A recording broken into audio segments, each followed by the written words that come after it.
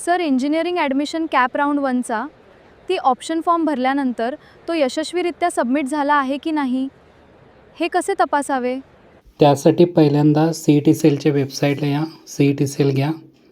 CET sale दिल्यानंतर तुमच्यासमोर portal open होईल. पोर्टलवर आल्यानंतर तुम्हाला ॲडमिशन पोर्टल दिसेल. ॲडमिशनवर क्लिक करा. थोडं खाली स्क्रोल केलं की अंडर ग्रॅज्युएटमध्ये BE BTech दिसेल. BET BTechवर आल्यानंतर न्यू रजिस्ट्रेशन आणि ऑल रजिस्ट्रेशनवर क्लिक करा.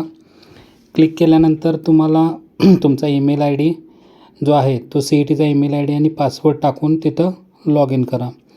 पासवर्ड टाकून लॉग इन केल्यानंतर तुमच्यासमोर पोर्टल ओपन होईल. पोर्टल ओपन झाले की थोडंसं खाली स्क्रोल करा.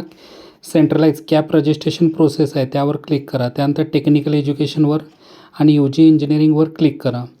क्लिक केल्यानंतर थोडंसं खाली स्क्रोल केलं की तुम्हाला इथं दिसेल की तुमचा cap option form cap round 1 is confirm.